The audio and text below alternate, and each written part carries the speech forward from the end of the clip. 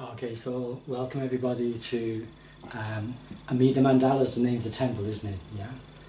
And it's very nice to see you all, and I hope I don't waste your time in the next hour or so. I don't know how much of an introduction you got via the email. I imagine very, very slim, yeah. So just to fill in a few basic details.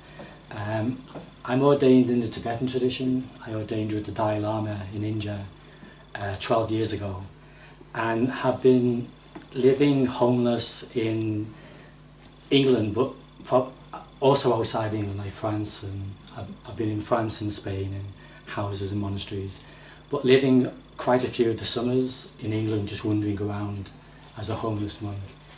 And I wasn't sure what kind of audience I was going to have tonight. I kind of get the feeling there's a nice mixture here of like people who consider themselves Buddhist, people who don't consider themselves Buddhist, maybe some who are Pure Land. I don't know if there's anybody here who's considers themselves Buddhist but aren't Pure Land. Is there anybody here? No? So it's mainly the Pure Land community that's come along. Okay. So I thought, not knowing who was going to come, I thought I'd talk about why and how I chose to become a Buddhist monk and how I'm living as that, but also then leave it open for questions to go in any direction that you want to take it in. I don't have clairvoyant powers, so I couldn't actually sit here and attune to what kind of questions you might have, what kind of a response from me that would be most helpful for you from a talk, yeah? But from questions and answers, then maybe it'll open out into something more direct. So the question why, especially in our culture, being a monk is either something we simply don't encounter, or it's something from a long, long time ago, like there's still a Christian monastic tradition in the West, but most of us don't have any contact with being with the monastic communities, either Christian or Buddhist, yeah? And I certainly didn't have any contact with it growing up in Liverpool. I guess that a kind of a feeling of faith just began to awaken slowly in me. In my post-university years, I started reading about religions, Christianity, Buddhism. I did philosophy at university, so I had a lot of time to study and things like that. And Buddhism slowly came up on the horizon, and that was in the mid-1980s. And then I didn't ordain until 2004, yeah. I remember in the 1980s thinking to myself, without defining what I meant by this, that I wanted to be a 21st century monk, you know. And then around about 2001, I suddenly realised I'd done the hard bit. You know, I was still alive and I'd made it to the 21st century, yeah.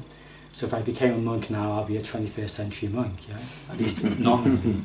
And then I started thinking about it more deeply. And at the same time, I ended up going to India increasingly. In fact, every year I was going to India at that point.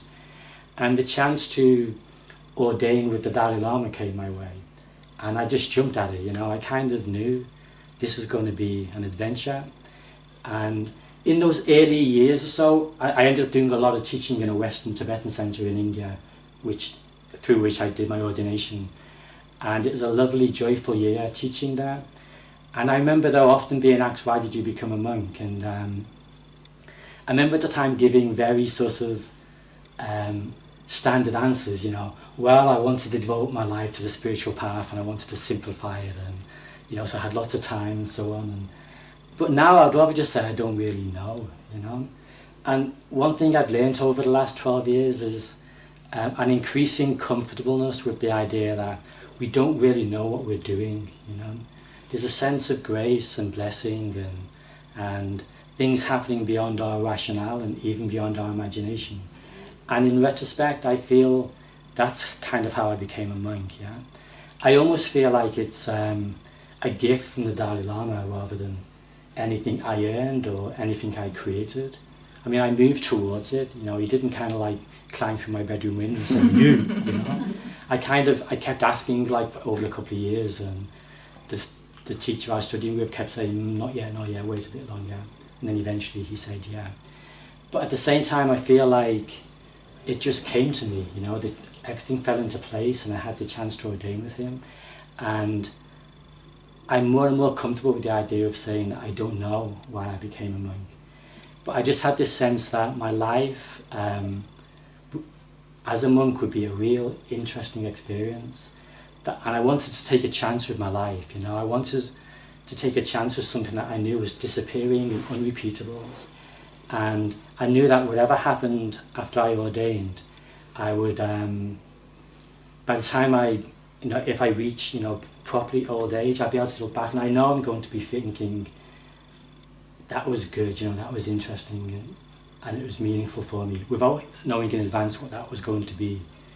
One phrase that always stayed in my mind in the years when I was thinking about it, and I don't know how much you've had conversations or even thoughts yourself of going down a similar path, but I know from my own experience and the people I talked with, especially in India, the idea of becoming a monk, you kind of approach in a very tense and it's very important, very dramatic, and should I, shouldn't I, and it's kind of problematic, and you really want to do it. But that just kind of relaxed suddenly when the time was right, and I jumped into it, and it's been an adventure since then, and it hasn't been something I've regretted at any moment. But increasingly, I don't really know why I became a monk. I just know that I'm happy being a monk, yeah. But there was the phrase, the blessing power of the vows, which I heard again and again, reading about it and talking with monks in various traditions, not just a Tibetan one. Again, it was one of those phrases which I didn't understand, and I had no basis for understanding, of course. I didn't have any vows, yeah. But something in it rang true, and in my heart, something in it resonated with that. This phrase, the blessing power of the vows. I read about how the Buddha had the chance to live an incredibly, a miraculously long lifetime, but he sacrificed that at the age of 80 and dedicated the merit of all of those remaining years for his monks throughout all future generations to always have food, clothing, shelter and medicine. He said, anybody who follows my path will never go without food, never go without the requisites of life, food, clothing, shelter and medicines. And that sense of trusting in something, stepping into that life. Certainly as far as my monk is saying, I was bonkers, it's like, and oddly enough, I was the only one until my youngest brother, the 11th, to go to university, yeah. And I did business studies in my first year, management science, and my mum was so excited, I was going to make loads of money, And then after 1 year I changed to philosophy, and she goes, what's philosophy, Martin? I went, well, it's like just thinking about things. And I could see on her face, she's supposedly, but suddenly, he's not going to make any money out of that. And it's just been like a steadily, I guess, downward, but I'm comfortable with the image of downwardness, yeah? A steadily downward direction since then. Now she thinks I'm totally bonkers, Why don't you claim unemployment benefit, Martin? Well, I'm a monk and this is my job, and I'm not looking for work. And she goes, you're crazy, it's like. And at the same time, I'm safe because she's got 11 kids. She's got, I don't know how many grandchildren now, 17 and 8 great-grandkids. And some of them have been to prison, some of them have been married, some of them have been married and divorced, some of them have been married, divorced and married again. All of that's happened, So a monk in the family doesn't really faze her. She's very, she's just happy that I'm happy, and so I had that kind of freedom. So all these things have just been there for me and allowed me to go down this path. I had no idea as a kid growing up in Liverpool I was going to be I never even heard the word Buddha until I went to university, We hardly went to church, to tell you the truth, In fact, Christianity isn't really our religion in Liverpool, it's football, yeah? And as far as I'm concerned, that's still my religion, and Buddhism is basically my spiritual practice. And I have time to pursue both of those things, most of the time I do. So I stepped into this world not knowing what was going to happen, but just trusting. And actually, this has been, since I've started living homeless as a Buddhist monk in England, I realise now that actually trust is the thing I've been learning about in the last 7 or 8 years. For example, when I'm in the forest, the first few times, if I go to a new forest, the first couple of nights I'm sleeping there, I'm kind of very conscious of noises and things like that, and whether people are going in the forest at night and things like that. But my intuition is pretty good, and I trust my intuition and my instincts, and I know within a night or two if it's okay to stay there longer, I know if I'm going to be safe. And it's a lovely feeling when I go out on alms round, I camp in the forest, I try and go deep into the forest, so I'm kind of hidden away. So then it's a 20-minute walk to the main road. Then it's a hitchhike to a local town to go on arms round, which may take half an hour, and then the reverse journey. And when I'm walking back through the forest in the afternoon, there's this lovely feeling that the whole forest is my home, you know. And this is where I live, and it's like, it's very spacious, and it's very quiet, and I'll be meditating under trees sometimes, and deer will walk past, and because I'm not moving, they don't even notice I'm there, yeah? But then someone on a cycle will suddenly shout, like a mile away, you can't see them, they're just behind the trees, and the deer suddenly goes off into the trees, yeah? And I thought they would spot me because of my colours. Yeah? The rangers in the National Trust spot me because of my colours. They always know I'm in their forest within a day or two, you know. And this is the kind of thing that makes me laugh as well, and also is an expression of trust. On the one hand, I'm a Buddhist monk, which is the epitome of trustworthiness in most people's eyes, yeah. But on the other hand, I'm living this kind of like semi-illegal life where I'm wild camping all the time, and I'm not going to try and find out who owns the forest. It'd take me all day, and I'd rather just sleep there and see what happens, kind of thing. And the rangers, when they see me and they have a word with me, they say, well, we're fine with you being in the forest as long as you don't light any fires.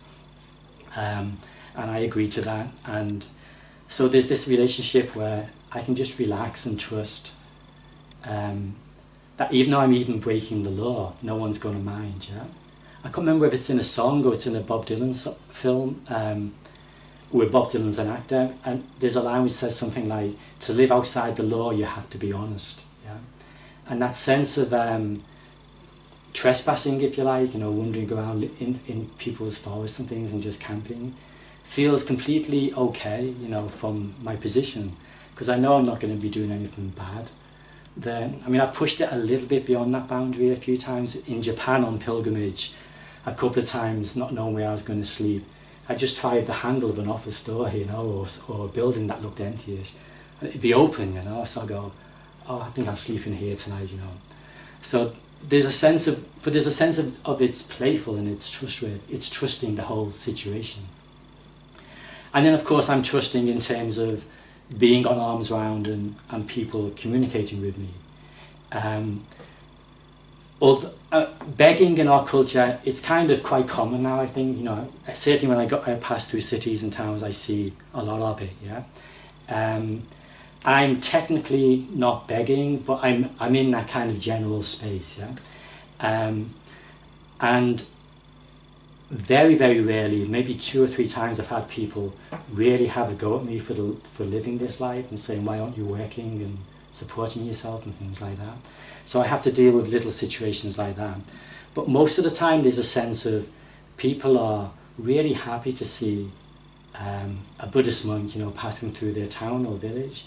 I've had people,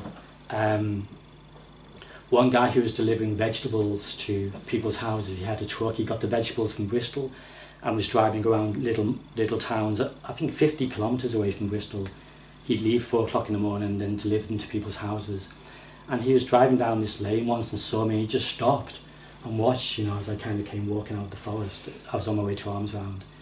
And as I got there, he came out and said, wow, I never expected to see this. Will you drive around with me in my van for a while, you know? And I said, well, yeah, I've got plenty of time, you know, I'm just going on, so I can go later on. And we drove around and talked, and then in the end he gave me one of his sandwiches that he'd packed, and then dropped me off in a town to go on Arms Round. There's that sense of just trusting in situations, and trusting, A, I'm going to be safe, and B, I'm going to be helped and supported in living like this. And C, I also trust in a wider sense that it's deeply meaningful. And I remember an incident which happened twice when I was looking after a house in Birmingham a couple of summers ago. Someone went on a long trip abroad with their kids, and I looked after the house and the cat. And once a week I went into the city centre to go to the library, do a bit of shopping. And I don't know if any of you have been to Birmingham, but if you've been in any big city, you can probably imagine the landscape I'm talking about. Just on the edge of the city centre, you go, trying to get under the busy roads, you've got those underpasses, and they're pretty ugly, horrible kind of places, and you know, maybe people get mugged there occasionally. And I remember twice walking underneath them, going down one of those little arches, and it's dark and it smells of urine and things, and and a lady walking towards me, like looking up, just seeing, oh, who's walking towards me, you know, and just glancing around, seeing whether she was safe or not, and seeing me, and her face just visibly melting in that moment, you know, like, wow, a Buddhist monk, you know, this guy's not going to mug me, you know, like a real sense of safety. And I realised when I thought about this afterwards that it wasn't me having that effect on her, because she doesn't even know me, you know. What was having that effect on her was the robes, yeah. But the robes can't walk down the street by themselves, yeah. They need somebody in them, and living, you know, at a certain minimal level, living that kind of life. And again, there's a lovely feeling of, well, just by walking through the world and just being natural and looking the part and keeping that kind of simple, ethical sense of integrity, I can have a positive effect on the world, yeah. In that case, a woman feeling very safe. In other cases, people suddenly remembering their kind of lost sense of spiritual aspiration and mystery in life, and wanting to talk to me. And you know, sometimes people just stop me and want to talk for like hours on end, and all this stuff comes out. And it's, you know, I have to learn skills on how to handle that correctly and things, because sometimes it's quite difficult to know you can't help people. You know? There's actually, in that space, I remember something Reb Anderson, the Zen teacher, said once about, which always I kind of try and keep back into. He said, in situations that need help, he said, be close to the situation that needs help and do nothing. Yeah. This already helps. Yeah. And I've been in those situations where I've just had to listen to awful stories from people, knowing that I don't have the psychotherapeutic skills to help them. You know, I don't have the life experiences to share with them. My life's been, you know, pretty fortunate. You know, I haven't had any serious problems or anything like that. All I can do is listen, and at a subtler level, all I can do is share the fact that I'm living a life which for me is very meaningful and quietly focused and concentrated. And there's a sense of, because I'm so visible, actually, yeah, when I was in the 80s and I was thinking in a very idealistic sense about being a monk, I used to also say to myself, I want to be an invisible monk, you know. And I think that's what a lot of us are in the West, in a sense, like lay practitioners. I've met quite a few lay practitioners over the years who are practicing much more deeply and with energy than the monks and nuns in the monasteries, you know. And that notion of an invisible monk I knew from experience before I became a monk. And then, of course, I become a monk and I'm very visible, you know. And now I kind of feel like my goal is to become invisible again, yeah, while being, you know, still a monk and still being visible. And here, by invisible, I think I now mean completely natural and just trusting in this situation, this path, that it'll have some kind of resonance and be able to help people simply because it reminds them of things that they've lost touch with in their own heart and in their own mind, capacities, aspirations, dreams. It doesn't have to be anything of me, of mine. I don't have to embody wonderful spiritual qualities, you know. I don't have any wonderful spiritual qualities, so I'd have to embody something fake if I believe I had to do that, yeah. But I can embody, because it's effortless and it's already there, is a sense of just trusting in the Buddhist path and in trusting in the fact that I've moved towards it, yeah, in this form. Yeah. Not knowing what I was doing, still not knowing what I was doing, but with a sense of joy and faith. I remember reading about being a monk, and the writer was saying most people become monks or nuns. Whenever I say monks, I hope you understand, I mean, you know, men and women together, yeah. That's often how we use it in the Tibetan centres. I read that most people who become monks or nuns do so because life hits them for six in some way, you know. Something terrible happens that doesn't actually destroy them, but really hurts them and throws their life upside down, makes them lose faith in something, and they go, right, I'm going to become a monk, you know. There's a very strong renunciation element in that path. But a few people become monks or nuns out of faith, yeah. And I think that was the case for me. I didn't have anything particularly disastrous happening in my life to push me in this direction.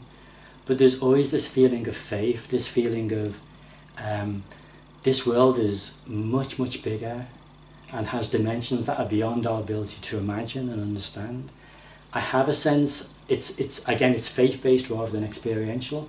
I have a sense that it's not just us and the animals in this world. Yeah, I read that, like the Pali Canon, where the Buddha regularly talks to devas and angel beings and witnesses where people go when they die and where they came from in this life. And I have a sense of that is the world we live in. Yeah, and I really appreciate that Buddhism gives me forms of practice and even a description of reality that acknowledges that. Bringing that more down to the Pure Land side of practice, which I guess was where most of you are coming from, I had this feeling that becoming a monk for me was almost like a form of like understanding the existence of Amida Buddha. Yeah, most people, I guess, become Pure Land Buddhists not because Amida Buddha in person steps in front of you in a vision and says, "Hey, check out the Nembutsu, you know, it's real, look at me, you know." How many people are fortunate to have a vision like that? You know, for most of us it may never, well, it's even 0.0%, I guess, who've had visions of Amida Buddha. And, but by taking monks' vows from the Dalai Lama, I feel like the work was done from the other side, which is how you understand the model, like from the reality of us as foolish beings with wayward passions, and the reality of the Pure Land, with Amida Buddha resonating in that space effortlessly, spontaneously, infinitely, in that world, inviting us into it. Yeah, in a similar kind of way, I feel like taking monks' vows from the Dalai Lama, you know, who's considered the embodiment of Chen Rezig in the Tibetan culture, was in a sense like Pure Land Buddhism for someone who can't even manage to have faith in Pure Land Buddhism, you know. Like, it's come right to me, you know, not just in terms of texts and communities and people talking about how beautiful the practice is and do you want to try it, but someone actually giving me these robes and the vows and the practice. And I don't know where, you know, I would never have been able to do it by myself. No one can become a monk by themselves, of course. You have to receive the vows, yeah. They come from the Buddha through 2,500 years. And likewise, the Amida path is coming from Amida, completely from Amida. And our response is to, I guess, just get out the way, you know, to get out the way of what's coming towards us. And the way we get in the way, of course, is by thinking we can do it by ourselves, yeah. So being a monk has become an adventure for me in terms of increasing my sense of not knowing what I'm doing, but trusting in the experience, enjoying the fact that I'm alive, you know, this unrepeatable, disappearing life has a kind of a meaning to it, and just being natural and looking the part, you know, finally is what I have to do as a monk. I remember on one pilgrimage in Japan, I've done a couple of walking pilgrimages in Japan, like 1,000-kilometer walks where you visit like loads of temples and you're sleeping in a different place every night. In fact, it was my first taste of homelessness. I did that before I came home to England. And Japan still has the public bath system where you, for €3 you can go in, you know, put your clothes in a locker, soak in hot baths for like 3 hours, have a shave and come out feeling like $1 million, you know, and then go and find somewhere to sleep. I remember once coming out of the hot baths one night, going into a 24-hour convenience store and buying myself a can of tea and a chocolate bar to have a snack before, because at that point I didn't even know where I was sleeping. I kind of had a sense that there were some trees next to the bridge and I was just going to check them out. And I walked into the shop feeling really clean and happy, you know. This was like day 20-something of a 36-day walk, and I was in the groove and I was comfortable and I was happy and I was joyful, yeah. And I walked into the shop and I was really clean, but then I noticed a line of salt down my robes, you know, because I've been walking all day in the sun, and that was salt coming out my body, and then crystallizing on my robes, yeah. So my robes had this line of salt on them, but I felt really clean. I shaved my head as well that night in the public baths. And I had my bar of chocolate and my can of tea, you know. Not the usual sort of monks, especially at night time as well, like 10 o'clock at night outside this supermarket. But I just felt really happy and natural, and I was clean and my head was shaved. And in that moment I said, this is all I have to do, is be natural and look the part, yeah, and study and have faith in the path, and continue just looking into it and trusting that for all my looking into it, something looks back at me and helps me in ways and forms that are much more resonant and holistic than I can manage. And feeling is a blessing, you know. So yeah, the essence I've learned from living this life has been one of trusting and of just relaxing and having a sense of, I'm in the midst of mystery. It's not for me to necessarily define that mystery, but just to walk through it and actually enjoy it. The question I got asked most in Thailand when I was staying in temples there were, are you a happy monk, you know? And at the time I wasn't, you know. It's like, because it was really difficult for me being in the Thai tradition. I actually, to make it clear, I ordained in Thailand for 15 years ago, just for 3 months. You can do a temporary ordination in Thailand. I just wanted to see what it was like being a monk before I ordained for life in the Tibetan tradition. Because in the Tibetan tradition, you get one chance and you're supposed to take it for life. And I had a friend who'd married a Thai woman, and as soon as she heard I was interested in Buddhism, her mother, who had 2 daughters, no sons, so they couldn't have any sons going into the monastery and creating merit for them, she just grabbed me, please go into the local monastery, we'll sort it all out for you, you know, it'd be really comfortable. She actually went into the abbot and said to him, we've got a Western guy here, he wants to be a monk, I want him to have the best kuti in the monastery. I think it's that one over there. Who's in it at the moment? There's only 5 monks there, yeah. Can you get them out, please? And the abbot's going, sure, yeah, no, it's no problem. She was really like, I think she was the head of the Women's Institute in the village. But this question of being, are you a happy monk? I found it quite difficult in Thailand because I couldn't speak any Thai, they couldn't speak any English. And when you're having the same 6-word conversation every day, it gets kind of exhausting. And it was chaotic in the monastery as well, you know, you get told this is going to happen, and 3 hours later this would happen, you know. But I was the last to know all the time. So at the end of it, I was so happy for it to be over, but something deep in my heart thought, there's something in this now, you know, and I want to go further. And then the chance came up in India 2 years later, and I jumped at it. I've actually since been back to Thailand a few times, and each time I go there it gets easier being in Thailand as well. So I guess it's just that very first time stepping into the crazy world of being a Buddhist monk, yeah. They were all just farmers' boys who were being monks like me for 3 months, but specifically to get their motorbike, you know. No 3-month ordination, no motorbike, simple as that, yeah. Okay, so they do their 3-month ordination and then they come out the other end, yeah, and then back into the village. But there's a real sense of joy as well because it's very meaningful for them, like they've created this positive energy, merit as they call it in the Thai tradition. And they were lovely guys to be around, but I just couldn't understand what they were saying to me. And they used to drag me off into adventures into the jungle barefoot, you know. And I was terrified of snakes and all kinds of, and they just like marching all through these woods. And they say it'd be like 5-minute walk, and we'd be out there for like 2 hours, and my feet would be cut and things like that. But we'd get these wonderful herbs for the sauna and come back and have a sauna. And their practice was basically arms round, chanting morning and evening, and being happy in the monastery, you know, just hanging out and being relaxed. And that kind of eventually rubbed off on me, I think. And definitely as Westerners we tend to practice with a very sort of ambitious kind of attitude and with agendas and timetables and things like that. And even in the tantric path actually, as Westerners on the tantric path we get hung up on this phrase, tantra can get you enlightened in this lifetime, and we're really expecting to get enlightened in this lifetime. And when I was talking to one of my teachers who was living in a Tibetan monastery doing the 22-year study program that the Tibetan monks do, he learned Tibetan, was living side by side with them. I mentioned this line, he just started laughing and said, if you ask any of the Tibetan monks in our temple, are you going to get enlightened in this lifetime? They just laugh and say no, you know. But as Westerners, we've latched onto that phrase, that notion of tantra enlightenment in this lifetime. And just these little things have made me feel more and more that there's no end to this, you know. In this lifetime, the Dalai Lama and around the Dalai Lama, the whole existence of the Buddhist path came to me, plucked me out of my aimless, dopey life, and drop me in the middle of this amazing adventure, yeah?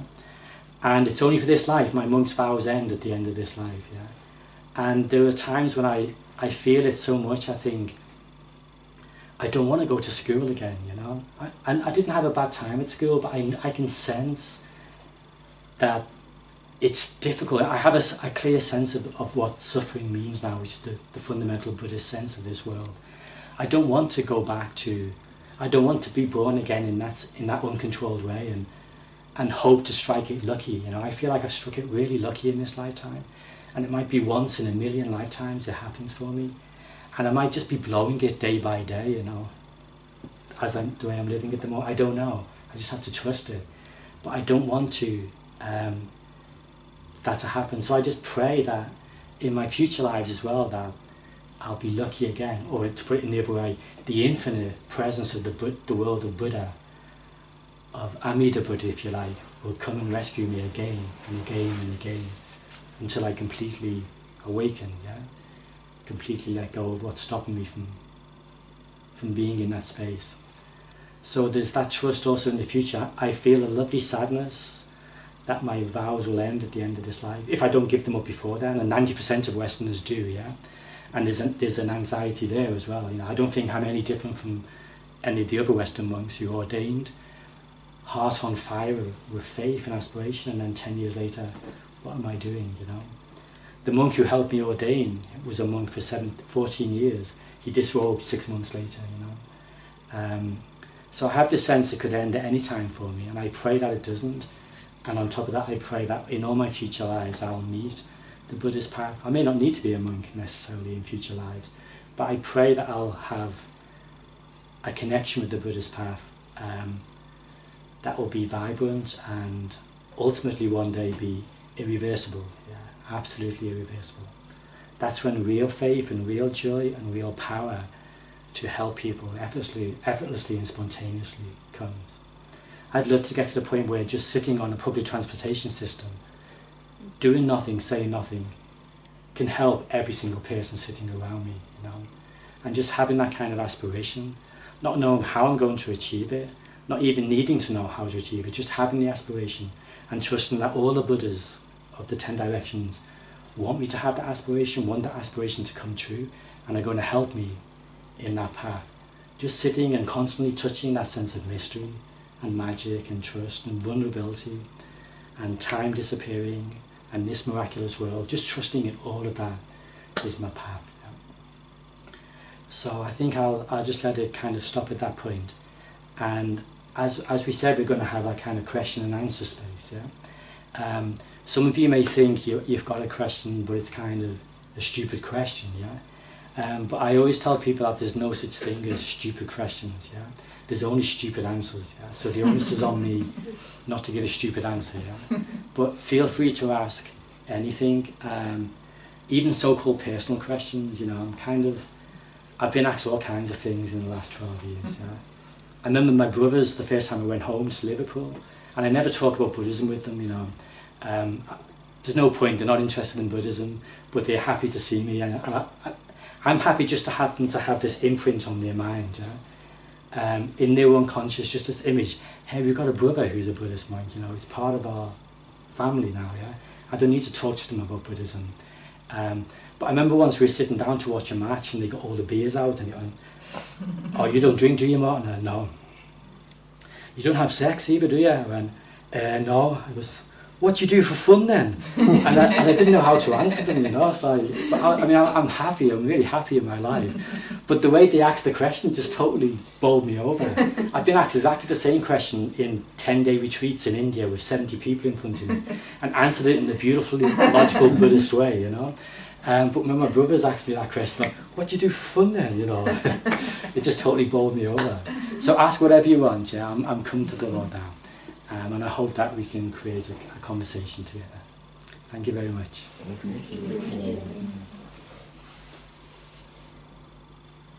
I have a question. Yeah.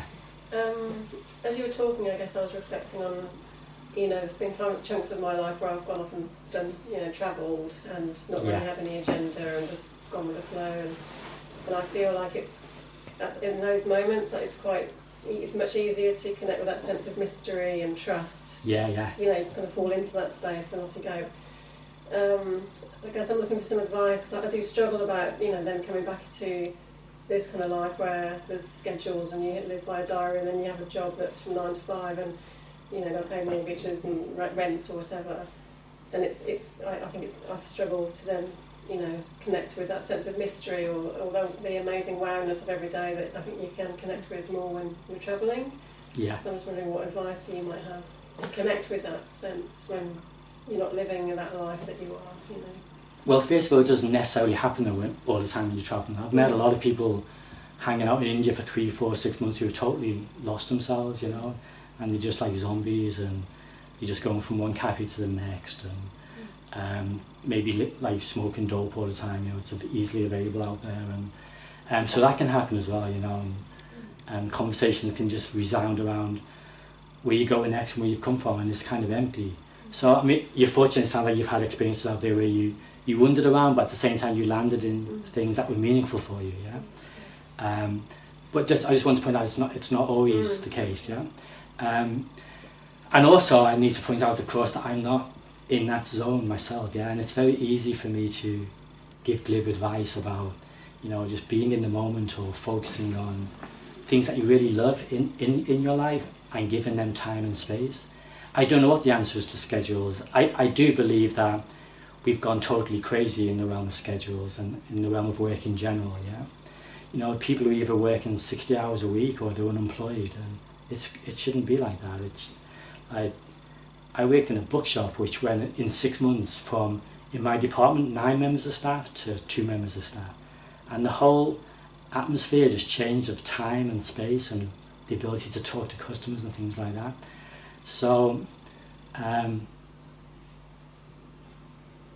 would encourage you to, as much as you can, step out of those schedules, yeah. Only you know how far you can do that, yeah. But you just bear in mind that you can step out of some schedules. You can just say no to things that don't really appeal to you, you know. The polite things you have to do, just say no to them, yeah. And if you're living in your relationships with people where, and those relationships are essential, if you're living in those relationships in a heartfelt way and helping people and being radiant and stable, that's enough, yeah. But you don't have to be all the time connected up with things. But I accept the fact that it's very difficult, and they just come around you without you even knowing, and not just schedules but possessions. And like, just if you look at the psychology of possessions, you know, you might have 100 CDs in a rack. You maybe listen to music, if you're lucky, a couple of hours a week, you know. That's like one CD gives you pleasure for like 2 hours of a week, and then for the other 140 hours of the week, you're having to dust them, clean them.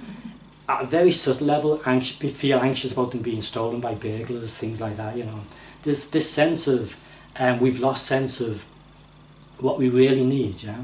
And we actually don't need very, very much at all, yeah. We just need enough to live on, and actually it's getting to the point now where, precisely because people lack trust and insecurity, they're demanding very definite forms of security, yeah. People aren't comfortable anymore with like £1,000 in the bank. They want 10,000 or 100,000, yeah. They're not comfortable with one house. They want to have a house that they're renting out to someone else, you know, as well, and things like that.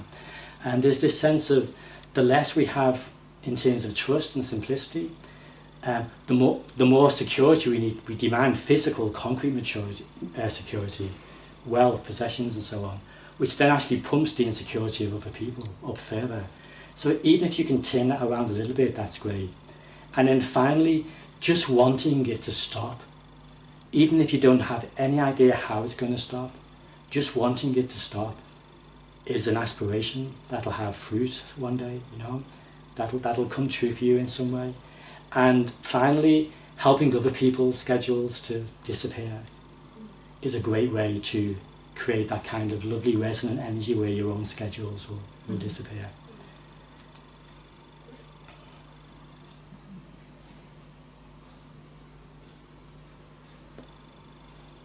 I have a question actually. Yeah. It's more of a practical one. You mentioned at some point that you actually stand with your begging bowl for food, Yeah. things like that. And I've noticed that more people generally who become more aware of their belief system or their bodies or what's going on around them are more careful what they eat and what they drink and use on their bodies, etc. Yeah. And that's good, and there's all the talk about what you can afford and all the rest of it, but I noticed that there was something you said, that you're happy to have whatever it is that's given to you. Do you feel that you've had to compromise that because you need to eat to walk back through the forest, for instance? Just the last bit I didn't understand. Yeah, I had to compromise that. What do you mean by that? That it's not perhaps ethically grown, or oh, I see, yeah. non-vegetarian, or it's something, also some. The standard model for a monk is to accept whatever's offered. Yeah. And we're talking, without getting too technical, we're talking about karma there. Yeah. People may, for example, kill an animal and, like in a village, and they'll eat that animal, and then on top of that they'll think, oh, we want to feed the monks, we give the monks in some of this meat, yeah. And so long as the monks don't think that the animal was killed specifically to feed them, then they can accept the meat, yeah. If they thought it was killed specifically to feed them, they wouldn't be allowed to accept the meat. So there's that sense of there's the whole ethical, free trade thing, which is very complex in itself. You can never get to the end of actually analysing all those things. Every now and then you read stories about so-called free trade isn't so-called free trade. No, it's impossible to know, yeah. There's that whole world, but for me, I just have to accept what people give to me, yeah. And there's two separate things. There's the ethics of what goes into making that sandwich, and then that's done in a sense. It's in that sandwich, yeah. But then there's the secondary action of giving it to me, yeah. Someone performing an act of generosity, yeah. And often, we get very sort of legalistic and sort of righteous about karma, but we're actually driven by karma. We have very little control over our lives. The person may not be able to research on the internet exactly where their shoes, their clothes, their food, everything is coming from, yeah. They just have to trust in the whole situation, yeah. And they're exhausted with their life and their work and so on. And then, so we're driven by karma. You can recognise the fact that there's karma in that, but we shouldn't be too sure that we can just control our karma, yeah. So I accept the fact that people offer me things, and it may be a sandwich which someone's been harmed in some way, people offer me meat anyway, yeah, meat sandwiches, and I eat them. So for my side, I just feel like I don't even want to be outside the total chaos of this world system, I don't need to feel a purity which is policed and like only certain kinds of foods and only this and so on. I believe that kind of ethical culture that's evolved in our society, ethical consuming, if you like, yeah, has a positive side to it. It makes people aware of the interdependency of things, but it's deeply flawed as well, because we don't know the full picture of these things. And I'd rather just trust in something much wilder, the fact that we're all on this planet together, and other planets as well maybe, but just all here together, driven by karma, by karma and delusion, to use the classical Buddhist psychology. We don't control the delusion in our minds, we don't control the karma we've already created, It just keeps coming into our life, yeah. So I'd rather feel just a sense of, I don't want to use grandiose words like compassion, just a sense of awareness and of sadness, that there are animals being eaten, and not just eaten but slaughtered in awful conditions as part of our lifestyle. There's 15-year-old girls in Malaysia, hiding their pregnancy so they don't get sacked, so that I can have socks that only cost $2.99. Do you know what I mean? All of that is going on, and there's no end to it, I can aspire to a world where that will not be the case, yeah, and I can act in little ways about that. But to insist that my life be pure is totally impossible, and I'm kind of comfortable with that. Yeah. That's really interesting, thanks. I remember talking to someone a few years ago who was quite aware and what have you, and somebody said, well, let's meet at McDonald's in central Birmingham. And somebody said, oh, I'm surprised you ate at McDonald's and all the stuff that goes with that. And he said, you know, he was from South America and he came over from another country that was really poor. He said, you go to McDonald's, people have jobs, they pay something per hour, and you can have a full belly on £2. Yeah. And it's got people on jobs. So, you know, and yeah, there could be God knows what chemicals in all the drinks, which could happen anywhere. Yeah. But I guess I saw that as looking at the bigger picture. Yeah. But what you're saying is great, because it's even a bigger picture. Because we can't stop a lot of stuff that goes on, but Yeah. it's just keeping people going really as well. So I just find that quite a wrestle myself, really. So that's a really good answer, thank you. But also some people have the karma to be involved in issues like that, yeah, and that's great as well, yeah. A lot of the expression of trust, if you like, in life is trust. From a Buddhist point of view, real trust is trust in karma, yeah. So if there's something deep inside you that wants to fight global poverty, or, you know, the destruction of the NHS, or whatever, you know, there's a million and one things out there. Then if you can tune into your karma, if you can tune into what's deep inside you, you'll just make a choice and you don't need to justify it. And likewise, I've kind of just stumbled into this one. And at the same time, it feels like even though I keep saying I don't understand it and it's kind of in the dark, I have a sense of I'm trusting something deep inside me, which is my karma, yeah, to go in this direction. Yeah. And I think we all have to do that. People used to say to me, ask me, oh, it's all fine being a monk, but what if everyone became a monk, you know? It's like, it'd be like the end of civilization. I'd go, well, yeah, that's true, but what about the Isle of Man? You know, it's like, it's nice going on holidays to the Isle of Man, but what if everyone on holidays to the Isle of Man? You know, like, there'd be crushes and people would die. There wouldn't be enough food and water, and people would fall into the sea and drown, and you know, and the hospitals in England would have no nurses and doctors and things because they'd all be on holiday in the Isle of Man. It's like, one choice doesn't mean that every single person in the world has to make that choice, yeah. And you have to trust in your karma and use your beautiful life before it's gone, yeah, in a way that's meaningful for you.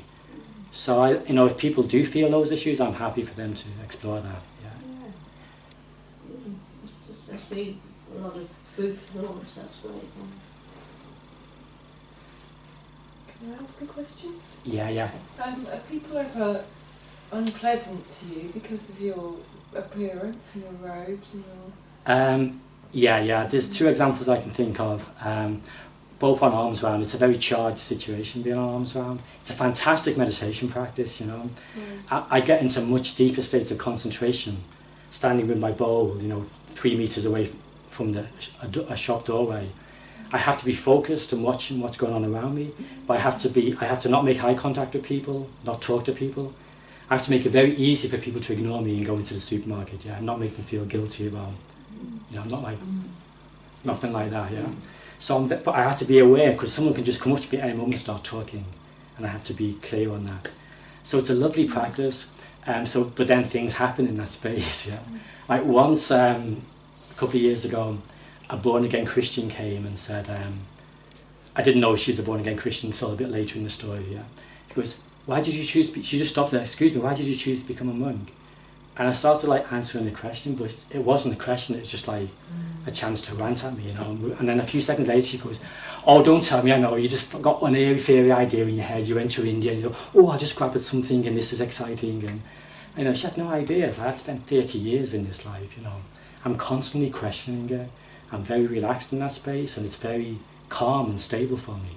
If anyone was grasping at something, I think it was her with her born-again Christianity, yeah?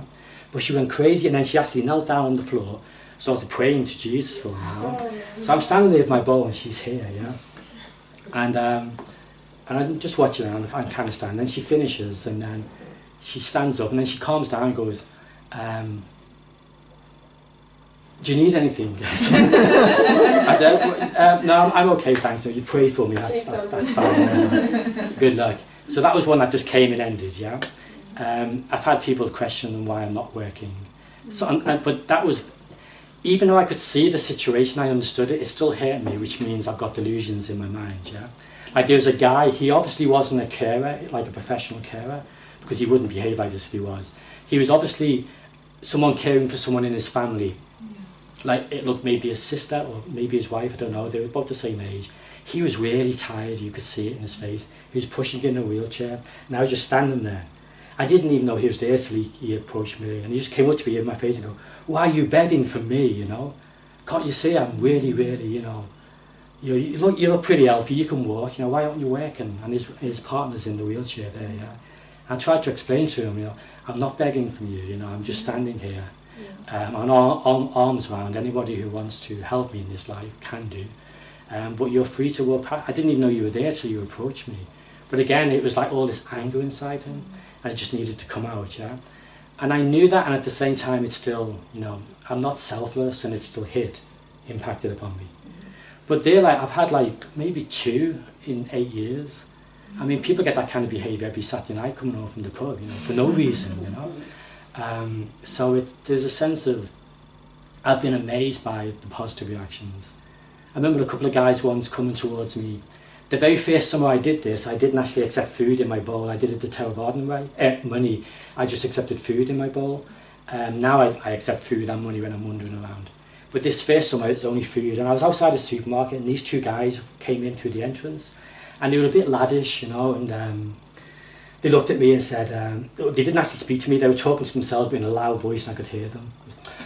"Look at this, Jimmy, another beggar, you know, I suppose I better give him a pound." You know, he pulls a pound out of his pocket and comes out and goes to put it in my bowl. I thought, "Oh, thanks very much, mate, but I'm only accepting food in my bowl." And he went, "You what?" I said, I just need food, you know, and he goes, "Did you hear that, Jimmy? He doesn't want my money." And he was confused by the whole situation. And then perfect time, and this woman came up behind him and said, "Oh, you're a Buddhist monk?" I said, "Yeah." "So what would you like from the supermarket?" I said, "Well, whatever you fancy, you know, sandwiches, fruit, biscuits, I'll eat it anyway, yeah."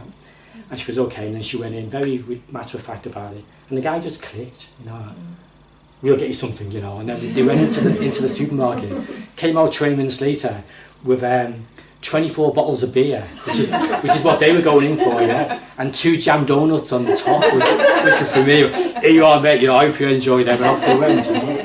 So there's that sense of things can just shift, you know, very, very quickly, positively and negatively, you know. Yeah, I have had a few times like that, but I've been amazed by how little, yeah. And there's almost no comparison to them with times where people just stopped and said, "Wow, I never expected to see a Buddhist monk in my town, you know. This is amazing, yeah." Whatever it means to them, you know, it's up to them for whatever it means to them. It's just, for me, I see it as a form of language, you know. Some kind of expression, you know, and which has amazing resonant possibilities, and I'm very happy to be in that space, yeah.